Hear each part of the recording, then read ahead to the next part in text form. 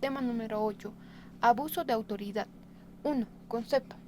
En un concepto general, abuso es el aprovechamiento de una situación en contra de una persona o de una cosa. Extralimitación, exceso, atropello, teniendo una vasta concepción. Así, por ejemplo, puede referirse a una situación de aprovechamiento injusto, de infidelidad por abuso de la confianza depositada, de hacer prevalecer un interés sobre otro y demás situaciones análogas. Inciso A. Abuso de poder. La expresión abuso de poder se usa en el campo del derecho administrativo. En el abuso de poder es necesario que la autoridad obre en ejercicio de sus propias funciones, que ejerce un poder inherente a su calidad y de tal que la función sea administrativa. Esto entraña consecuencias importantes en lo que representa a la validez del acto,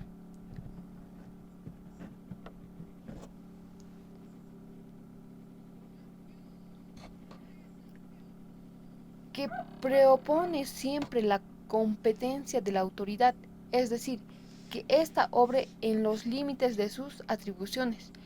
Si ultrapasa esos límites, cometes abuso o exceso de poder, que es causa de invalidez o de anulación del acto. Su obra fuerte de toda atribución no hay acto, sino hecho consecuencia importante. De esto es que, mientras el acto administrativo emanado de autoridades incompetentes o vaciados de su forma que implique el exceso de poder, está sujeto a la jurisdicción administrativa. Las vías de hecho son juzgadas en la jurisdicción ordinaria, pues no hay entonces acto administrativo. Inciso B. Abuso de autoridad. En cambio, el abuso de autoridad se mantiene en el ámbito del derecho penal, que es el delito del sujeto a la jurisdicción penal y no siempre un acto administrativo legal o ilegal. El abuso de autoridad es el mal uso que un magistrado, servidor o servidora pública de una autoridad o una facultad, pero en las, con, pero en las conductas contempladas en el Código Penal boliviano se notan las características común de las existencias de una extralimitación por parte de la servidora o el servidor público o autoridad. Inciso C. Criterio determinado en los límites del delito de abuso de autoridad. Según el tratadista Casara, el criterio determinante de los límites del delito del abuso de autoridad en parte positivo y en parte negativo. 1. Positivo. El positivo es cuando requiere que se haya cometido un abuso de autoridad lo suficientemente grave como para merecer represión y no simples providencias disciplinarias. 2. Negativo. Es negativo cuando requiere 1. Que es el abuso, no se haya hecho con el fin de obtener el funcionario así el goce de un bien sensible. 2. Que el hecho por sí mismo no constituye delito, sino que la criminalidad emerja únicamente del abuso de los poderes conferidos por la función pública. D. Otros delitos del Código Penal. La lesión simultánea a otro jurídico desplaza el abuso de autoridad a distintas categorías delictivas, porque el abuso de autoridad como la violencia, el fraude, la injuria, los medios genéricos de los más variados delitos, la extralimitación es la característica común del funcionario o de la servidora o el servidor público que comete abuso de autoridad. Sin embargo, el predicato, la malversación, el soborno y otros no obstantes se hallan contemplados en otros capítulos. Dentro de los delitos contra la función pública y judicial, en este punto es apropiada la conocida frase de Carrara, que dice: eliminad la venalidad y suponed el uso de poder público, el daño de derecho de otro, sin que esta lesión del derecho constituya por misma el delito, y dentréis el criterio constante del abuso de autoridad innominado. 2. Resoluciones contrarias a la Constitución y a las leyes. Artículo 153. Inciso A. Concepto. 1. Resolución es la acción y efecto de resolver o resolverse soluciones de un problema, conflicto o litigio. En el ámbito jurídico, lato sensu es el fallo autoprovidencia de una autoridad gubernativa o judicial, pues puede constituir tanto a una reglamentación de carácter general como la determinación de la voluntad del Estado respecto de una situación concreta. Resoluciones cuando su ejecución o cumplimiento son confiados a un órgano del Estado. Es preferible que la orden sea escrita. B. Elemento del delito. De acuerdo a lo escrito por el artículo 153, tenemos los siguientes elementos. 1. Un acto arbitrario que se sitúa afuera de toda norma. 2. Un acto injusto que se contrapone con la norma existente, que expresamente la quebranta o niega. C. La acción de este delito. La acción consiste en 1. Dictar resoluciones u órdenes escritas que sean contrarias a la Constitución o a las leyes, siendo suficientes, en este caso, comprar la resolución u orden con el texto de la Constitución o la ley para conocer la contradicción. 2. Ejecutar directamente la resolución u orden conociendo la contradicción existente. 3. Hacer ejecutar con otro la resolución u orden contradictoria a la Constitución o a la ley, es decir, servirse dolosamente de otro como instrumento para la ejecución de la resolución u orden. D. Sujeto activo. El sujeto activo es propio de la servidora o el servidor público en particular, quien puede incidir con estas conductas en otros delitos. Por ello, agente de este delito puede ser, inciso A, el que dicta resoluciones u órdenes contrarias a la Constitución o a las leyes. Inciso B, el que las ejecuta. Inciso C, el que los hiciera ejecutar. Sujeto pasivo. El sujeto pasivo es el orden institucional del Estado y todas las personas perjudicadas por estas conductas. Inciso G. No, inciso F. Bien jurídico protegido. Los bienes jurídicos protegidos son la administración pública, el orden jurídico, los derechos de las personas. G. La clase del delito. 1. Es un delito doloso, porque el agente de su condición del servidor o servidora pública, autoridad fiscal, conoce las disposiciones legales y sabe las distintas y órdenes y resoluciones contrarias a la Constitución y a las leyes o los ejecuta y los hace ejecutar. 2. Delito formal o de simple actividad. Cuando se dicta resoluciones, órdenes contrarias a la Constitución o a la ley que puede o no requiere ningún resultado, es decir, perjuicio alguno, basta que se realice a la acción descrita en el artículo para que el delito se haya consumado. Presente la tentativa. 3. Delito del resultado o materia.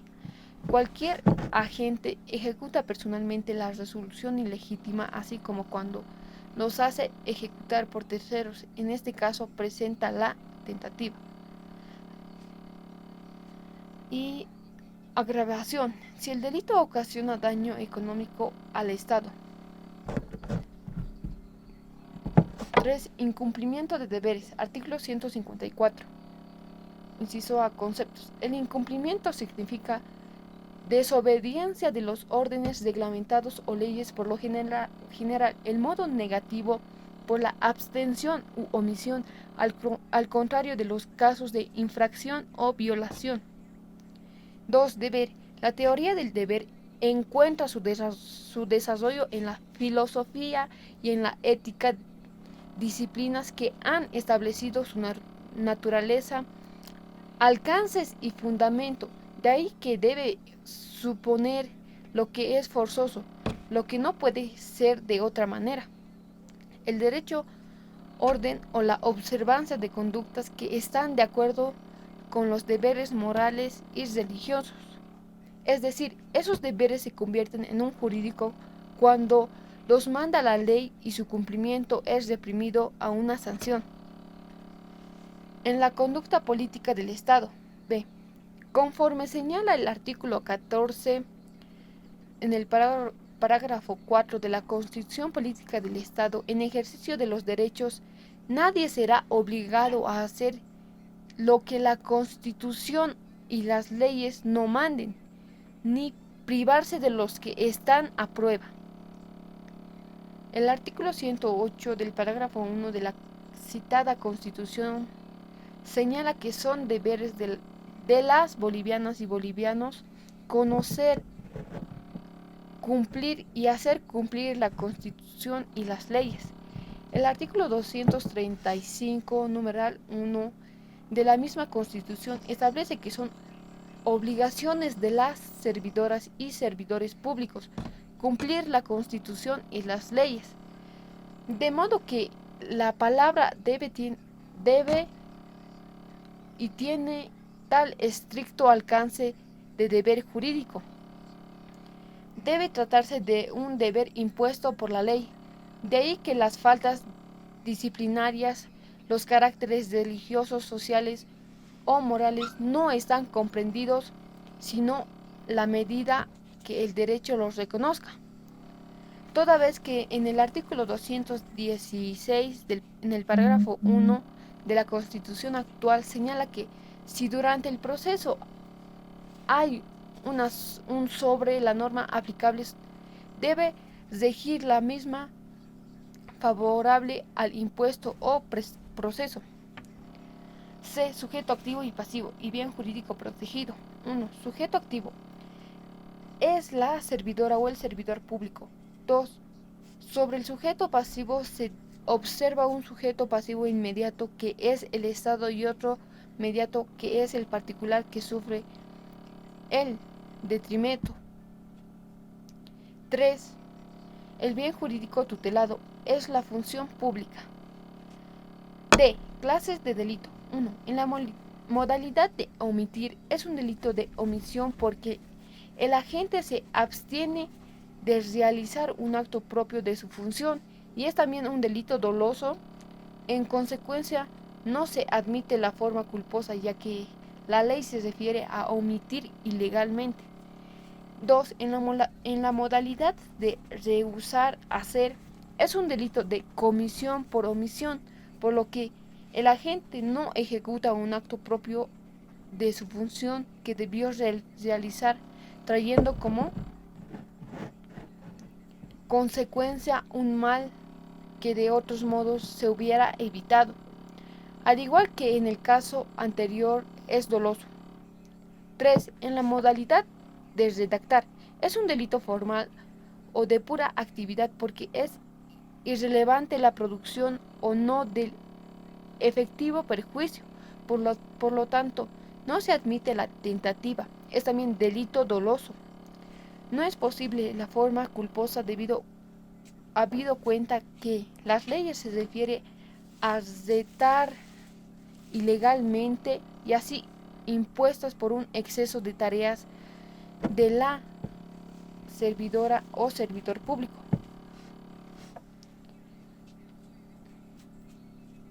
5. Material. Cuando de la comisión del delito en las tres modalidades resulte daños económicos al Estado. Inciso E. Acción en este delito.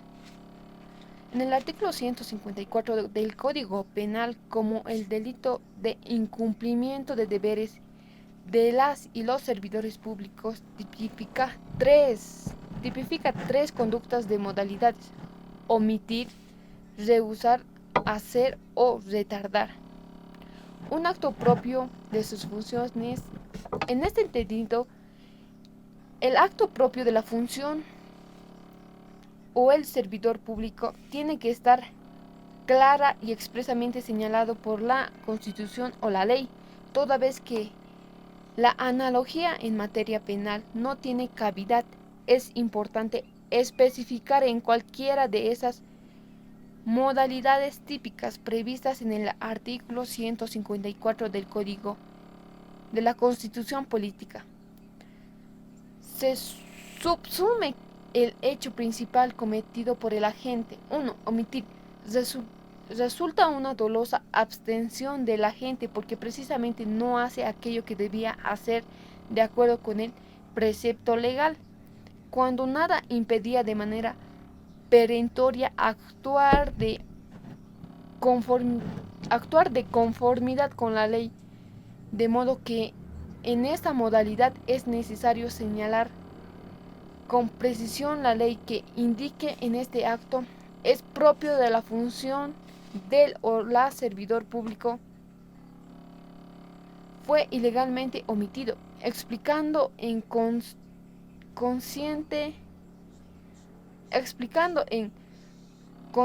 qué consiste la omisión. 2. Rehusar significa excusar, no querer, no aceptar una cosa, rechazar una petición, eludir hacer o manifestar algo. Es oponerse al pedido que supone la hipótesis previa en el artículo.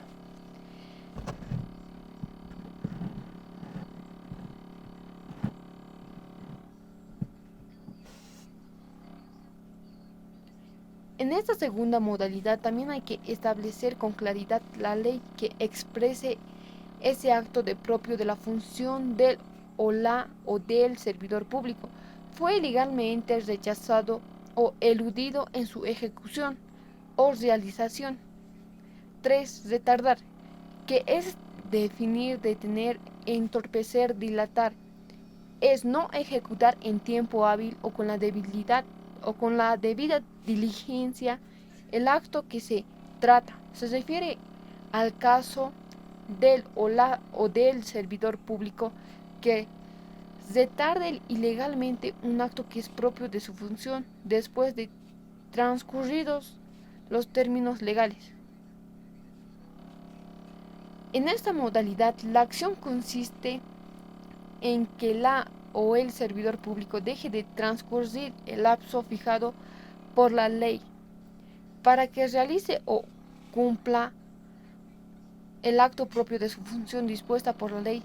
Al igual que en las modalidades anteriores, se debe especificar y citar la ley que supone que ese acto es propio de la función del agente y no fue cumplido o ejecutado dentro del término establecido por la misma ley y por él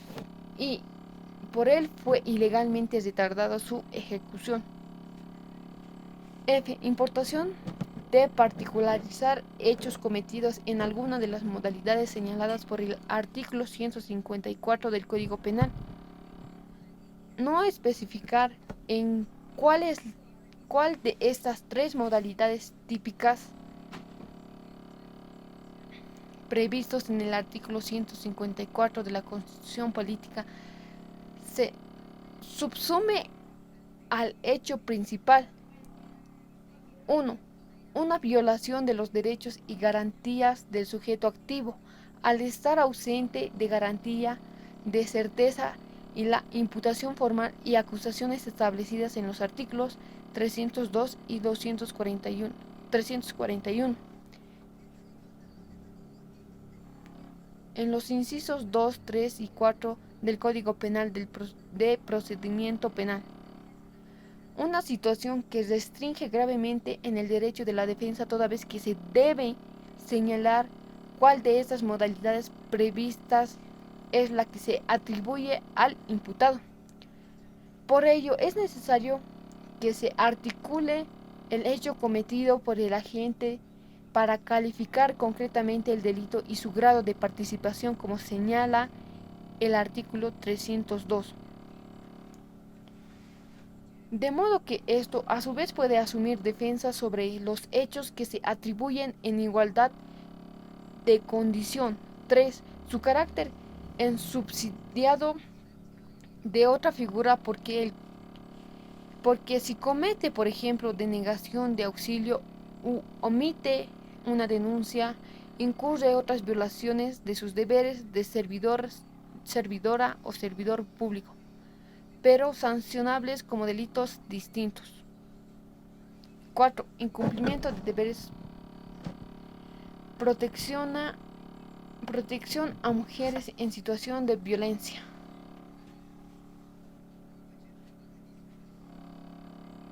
4. Incumplimiento de deberes. Protección a mujeres en situación de violencia. Artículo 154. Inciso A. Sujeto activo, pasivo y bien jurídico protegido. 1.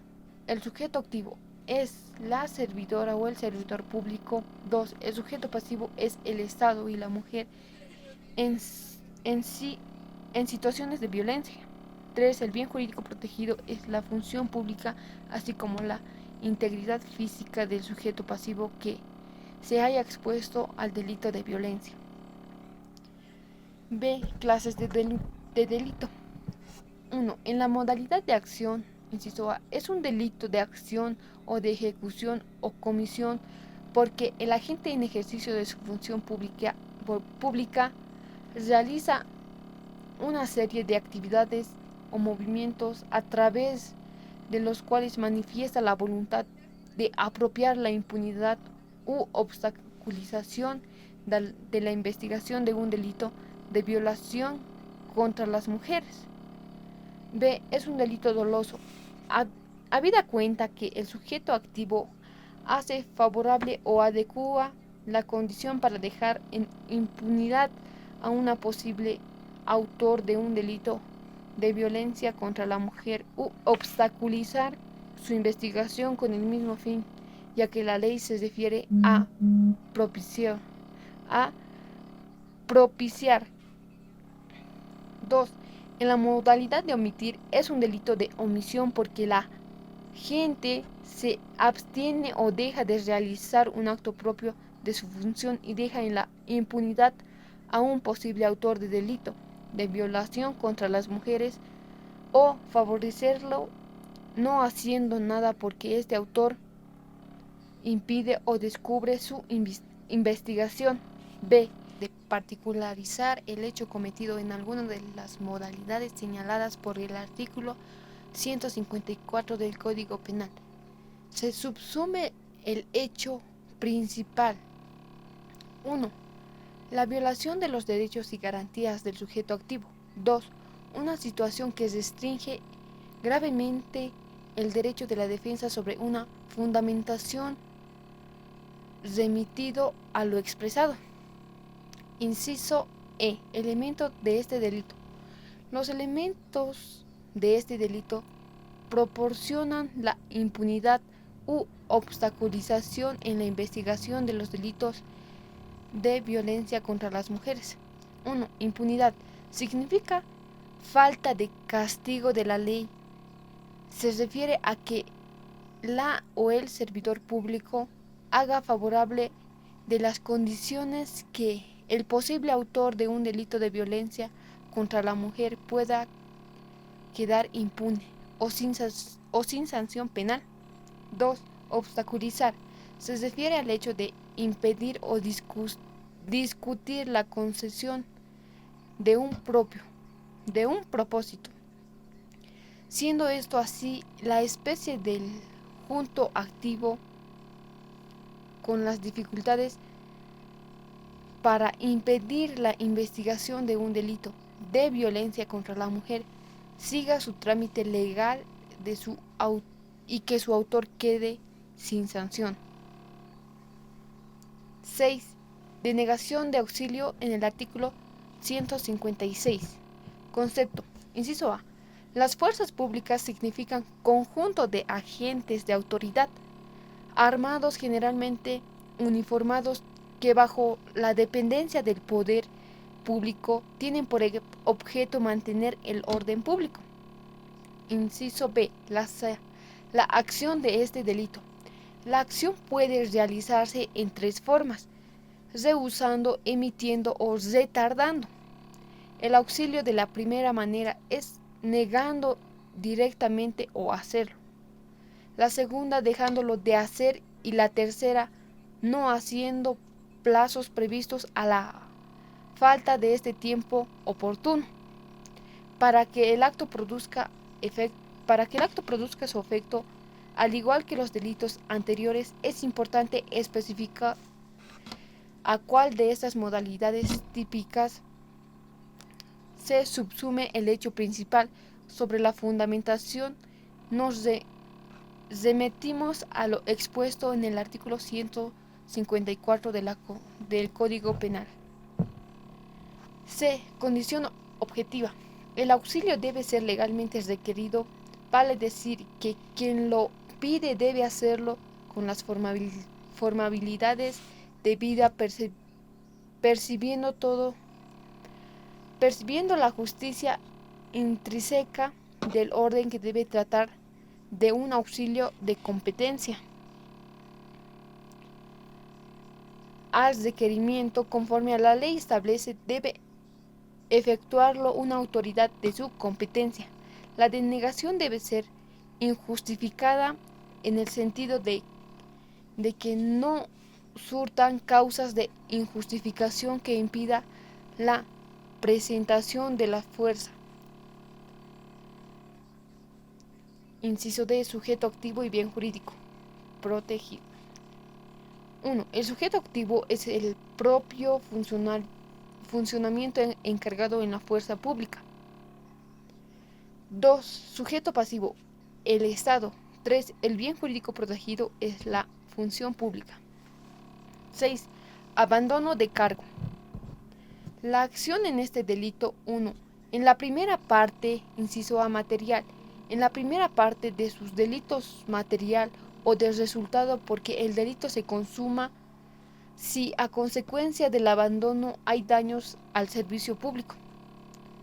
A este respecto, Rodríguez de Besa sostiene que se trata de una cualificación por el resultado, en que se hace una abstracción de la culpabilidad, el daño que hace hacer efectivo, no de manera potencial,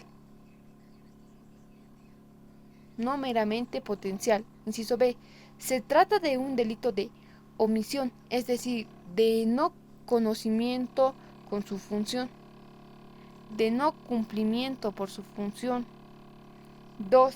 En el segundo parágrafo tenemos un delito formal o de simple actividad, toda vez que el delito se consuma en el solo hecho de iniciativa o a la iniciación, haya daño o no. 3. Delitos dolosos en ambas partes. B. Clase de delito. 1. En la primera parte está el delito material. Es un delito material o de resultado porque el delito solo se consuma a consecuencia del abandono, haya daño al servicio público. A este respecto, Rodríguez de Besa sostiene que se trata de una cualificación por el resultado que se hace una abstracción de la culpabilidad, el daño de ser efectivo, no meramente potencial. Inciso B. Se trata de un delito de omisión, es decir, de no cumplimiento con su función. 2. En el segundo parágrafo tenemos un delito formal o de simple actividad, toda vez que el delito sea consumado en el solo hecho de la iniciativa o de la invitación, haya daño o no. 3. Delito doloso. En ambas partes. C. Sujeto activo. El sujeto activo en la primera parte, en este artículo, es el funcionario público o empleado público. Para la segunda parte, cualquier persona imputable que inicie al abandono o colectivo. B. Sujeto pasivo. El sujeto pasivo en ambos casos es el Estado, el bien jurídico. El bien jurídico protegido es la función pública. 7. Nombramientos ilegales. Artículo 157 del Código Penal. A. La acción de este delito. La acción consiste en proponer a nombrar. El verbo varía de los procedimientos establecidos en caso de que corresponda la actuación de la o servidor público, tratándose de la proposición de entender una propuesta. Oficio oficial como debe hacer, por ejemplo, la servidora o el servidor público encargado de elevar temas de sus superiores. No tratar de ningún caso de mera recomendación sin alcance a que sea sugerido al nombre de una persona a quien tiene en su mayor posibilidad legal de hacer la designación. En la hipótesis de nombramiento se entiende que el delito se consuma con el simple nombramiento para el cargo público, a quien no reúne las obligaciones exigidas por la ley, aunque el designado no haya posesionado del cargo. B. Condición objetiva. El propuesto o el nombramiento debe carecer de los requisitos fijados por la ley o reglamentados en ella. Si la reúne, el delito no consuma, aunque carezca la idoneidad personal de aptitudes para desempeñar cargos. C. Se critica lamentablemente nuestra legislación no sanciona a la persona a que acepta el nombramiento sin tener los requisitos como tal sucede en el Código Penal argentino. D. Elemento subjetivo. El elemento subjetivo es el dolo, representado por el conocimiento de la insuficiencia de un punto a las condiciones legales, tanto que en el caso de proponer o designar como el de aceptarse, en aquel basta el dolo eventual. El temor de hecho de interpretación para excusarlo, pero siempre considerando el deber de informarse que la incumba. Inciso E. Clases de delito. 1. Toda vez que la gente conoce que la propuesta o que el propuestado o designado no reconoce las condiciones legales para el desempeño de cargos. 2. Delito culposo. Aunque autores dicen que este delito admite la comisión culposa porque puede representarse el caso de que se realiza una propuesta o nombramiento ideal, porque en el cargo ha sido negligente al revisar los requisitos de la persona propuesta o nombrada. 3. El delito formal. Habida cuenta que el delito se consuma con el acto de propuesta o designación sin que sea necesario o efectivo el desempeño al cargo. Inciso F. Sujeto activo. Es la servidora o el servidor público que tiene facultades de proporción o nombramiento. G. Sujeto pasivo y bien jurídico. 1. El sujeto pasivo es el Estado. 2. El bien jurídico protegido es la administración pública para el ejercicio de cuyas funciones y la fijación de requisitos mínimos que son de idoneidad.